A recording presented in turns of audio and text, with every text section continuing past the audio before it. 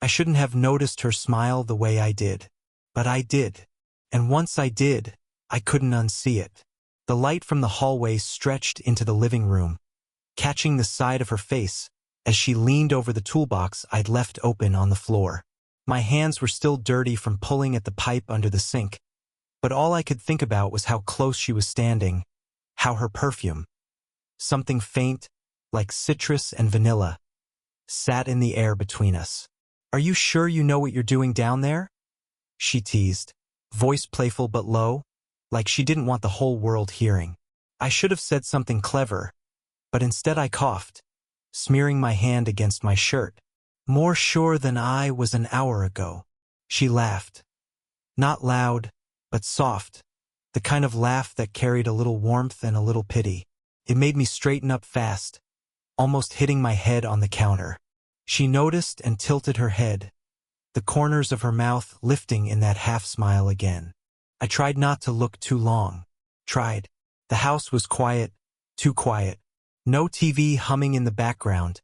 No phone buzzing on the table.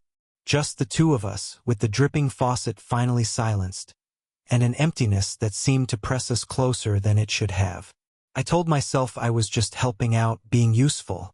She had asked if I could look at the leak because she didn't want to wait for some overpriced repairman. That was all. Nothing else. Still, the way she stood there, barefoot on the tile, hair a little undone like she hadn't bothered to fix it before I came over, it felt like something else entirely. "You didn't have to drop everything for this?" she said finally, softer now. I shrugged. Didn't have much going on. That part was true. But it sounded too much like an admission, like I had been waiting for a reason to come. Her eyes lingered on me a second too long. She must have realized, because she looked away quickly, running her fingers along the counter, pretending to check for water. We didn't say anything for a while. The silence was heavier than before, almost daring one of us to fill it. My hands wouldn't stay still, tapping against the wrench, brushing against the toolbox lid, too restless for no reason. Or maybe for a reason I didn't want to name. When she finally spoke, it wasn't about the sink. "You're growing up faster than I expected." The words landed sharp. I didn't know how to answer, so I laughed awkwardly, shaking my head. Not sure what that means. Her gaze met mine again, steady this time. "It means I notice things, even if you think I don't." Something flickered there. An honesty she shouldn't have said out loud. My throat went dry. I looked at the clock, though I didn't really see the numbers. My pulse was too loud. She must have felt it too, because she stepped back, crossing her arms like she needed the distance. But her voice betrayed her when she added, quiet, almost daring me to react, "Call me by my name tonight." The words hung there between us, fragile and heavy all at once. I froze, every thought slipping out of reach except one. She wasn't joking. And once she said it, nothing in that house felt the same again. I didn't answer right away. Couldn't. Her words sat between us like a live wire, sparking against everything I thought I knew about where the line was supposed to be. Her name, not her title, not the safety of that wall between us. I tried to laugh it off. That sounds different. Her lips curved, but her eyes didn't soften.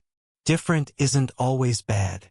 She turned, reaching for a glass of water on the counter, and I caught the way her hand trembled slightly as she lifted it. Not much, just enough that I knew she wasn't as composed as she wanted me to believe. Dangerous, that's what it was. Because I wanted to say her name right then, to let it roll off my tongue, to let it feel real. But something in my chest warned me not to. Not yet. Instead, I cleared my throat, crouched again, pretending to tighten the pipe I had already fixed. Anything to look busy. But even down there, under the sink, I couldn't stop noticing things. Like how she hummed quietly when she was nervous. How the edge of her shirt slipped off her shoulder without her realizing. How the clock ticked too loudly when we weren't speaking. "You don't have to look at me like that," she said suddenly. I bumped my head against the counter and pulled back out, cheeks burning. "Like what?" "Like you're trying to figure me out." Her tone wasn't sharp, it was tired, worn, a crack in the armor. For the first time, I saw something behind her teasing. Loneliness. The kind that clings to a person even when they smile. She set the glass down, staring at the condensation sliding down its sides. It's been a long time since anyone really paid attention. That admission hung in the air heavier than anything else she'd said. My chest tightened, because I knew she wasn't just talking about the sink or me showing up. She meant something deeper. Maybe the breakup she'd hinted at months ago, or the way her friends rarely visited. Maybe all of it. And I wanted to answer her. I wanted to tell her that I noticed more than I should have. How she always left the porch light on too long. How she bought fresh flowers even when no one was coming over. How her laughter filled the silence like she was trying to convince herself it still mattered. But I didn't say any of that. Instead, I rubbed the back of my neck and muttered, "Maybe I just can't help it." Her gaze locked on mine again, searching. I couldn't look away this time. My pulse tripped, heat rising where it shouldn't. She took a step closer, fingers brushing against the edge of the counter near where my hand rested. The space between us collapsed into inches. "You don't have to leave right away," she said, voice quiet but steady. "Stay a little longer." Her hand grazed my arm. Barely a touch, but enough to make every thought scatter. And in that second I almost said her name. Almost, but the silence swallowed it whole.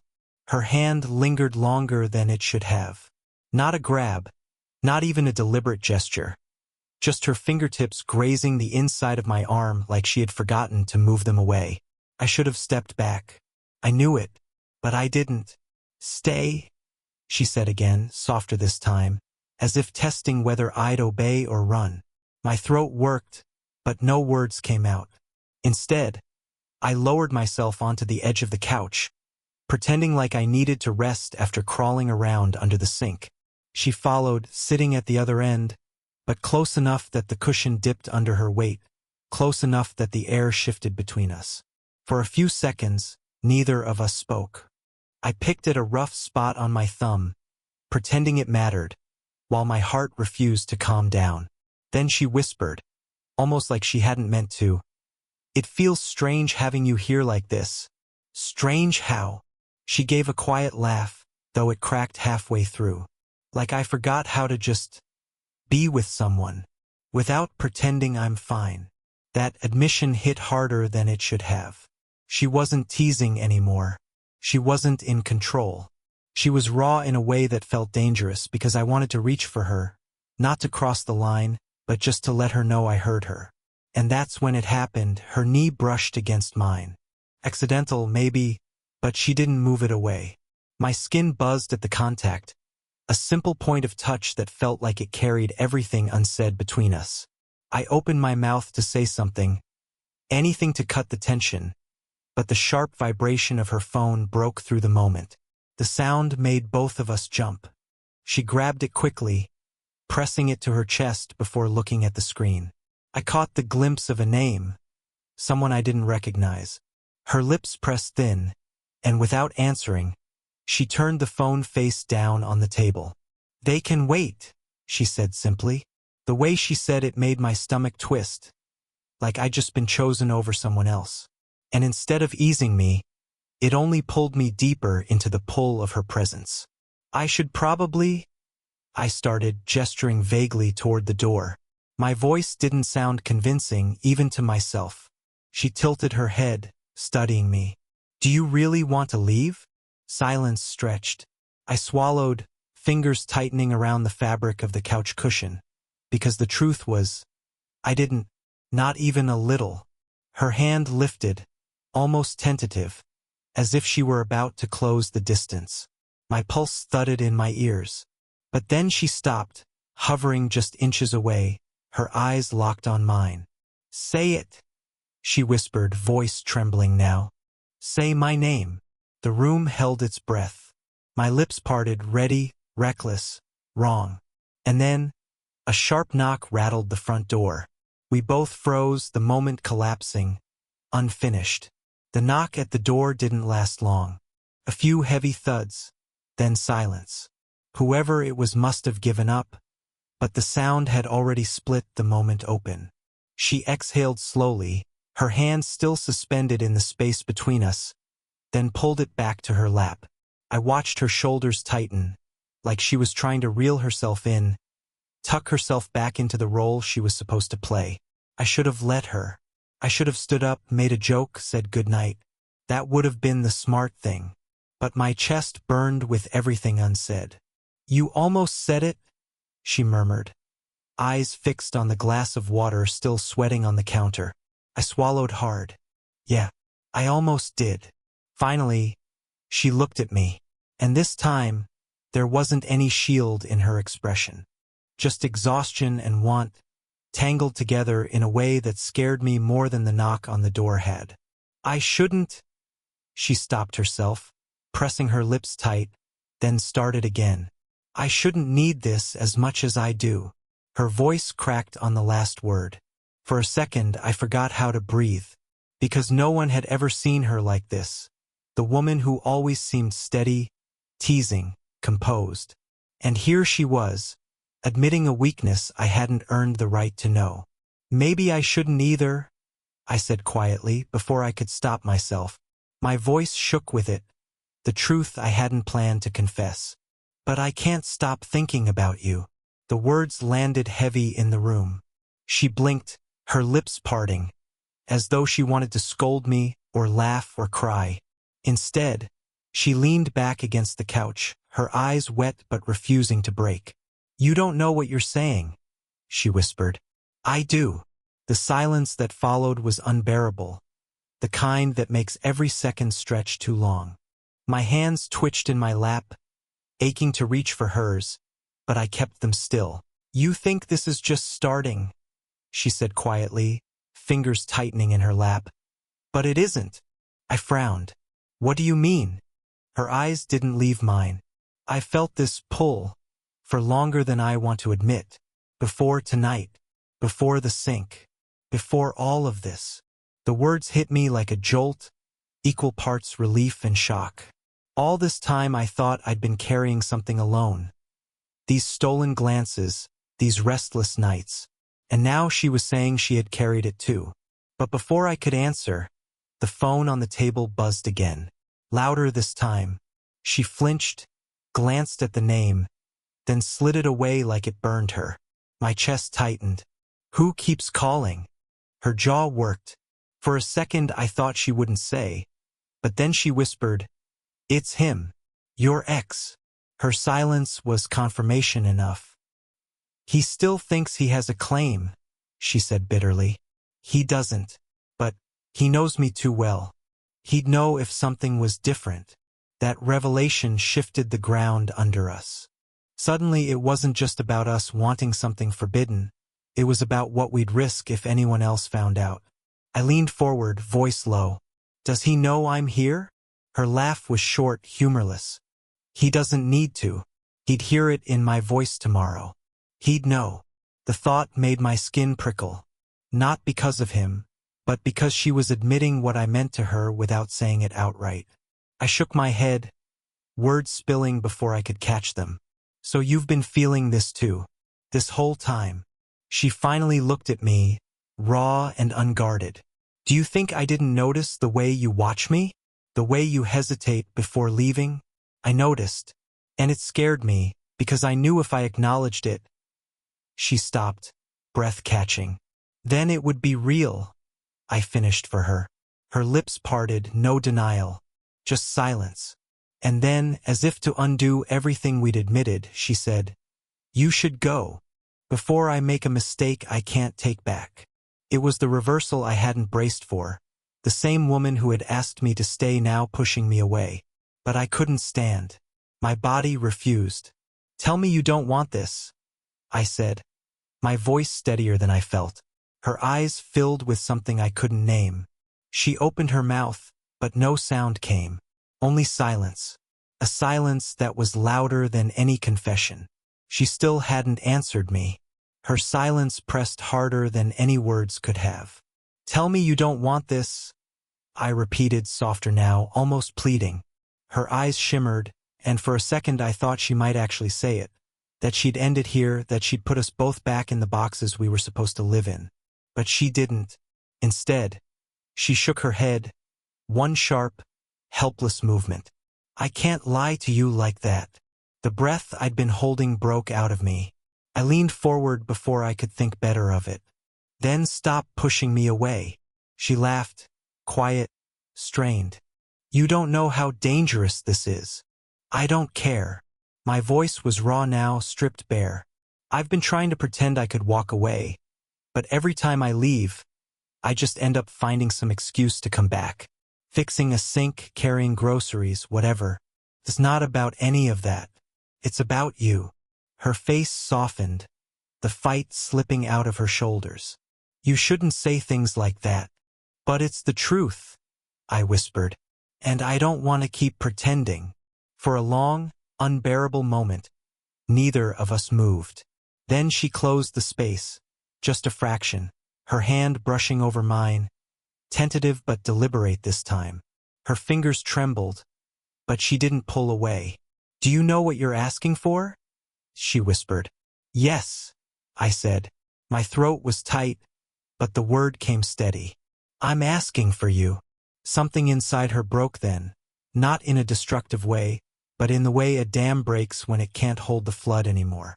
Her eyes closed, and when they opened again, there was no distance left. Her lips met mine, soft at first, testing like she still might change her mind. But I didn't let her. I pressed closer, my hand rising to her cheek, and the moment deepened. It wasn't perfect. It wasn't clean.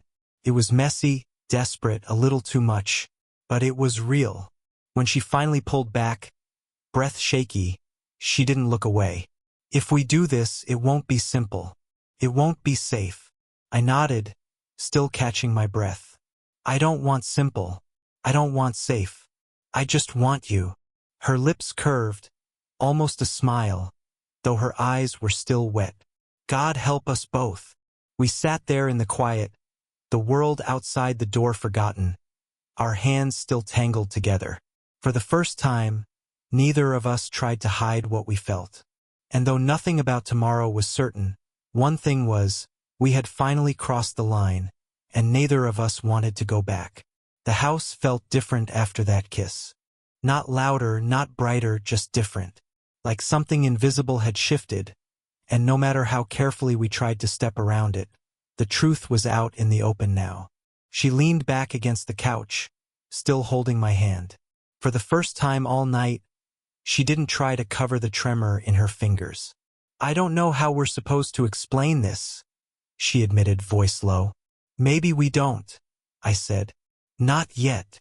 She studied me carefully, her eyes softer than I'd ever seen them. You're too young to be carrying something this heavy. I shook my head. I don't feel young when I'm with you. I just feel like myself. That seemed to hit her harder than anything else I'd said. She blinked, turned away for a second, then back again. Do you know what I regret most? She asked. I stayed quiet, waiting. That I spent years pretending not to need anyone. That I thought being strong meant being alone. She exhaled, her shoulders sinking. And now, here you are, making me admit things I swore I'd never say out loud. Her honesty landed heavy. I squeezed her hand gently, grounding her. Then maybe that's what this is for. Not pretending anymore. We sat there in silence, but it wasn't the kind of silence that pushed us apart. It was the kind that settled in like we were finally allowed to breathe. The phone on the table buzzed again, but she didn't even glance at it this time. She let it ring, her thumb brushing over my hand instead. A quiet choice, but a choice all the same. I don't know what tomorrow looks like, she said finally, voice steadier now. But tonight I don't want to run from it. I nodded, feeling the weight of her words. Then don't. Her smile was small, almost shy, but it carried more warmth than I'd ever seen from her. And in that moment, I realized it wasn't about forbidden lines or what anyone else might think. It was about two people who had been starving for something real, finally finding it in each other. The world outside would come back soon enough, with questions, with judgment, with complications neither of us could predict. But for now we had this, and it was enough. She leaned her head against my shoulder, and for the first time in a long time, she let herself rest. I didn't move. I just sat there, memorizing the weight of the moment, knowing it was the beginning of something neither of us could take back. And strangely, I didn't want to.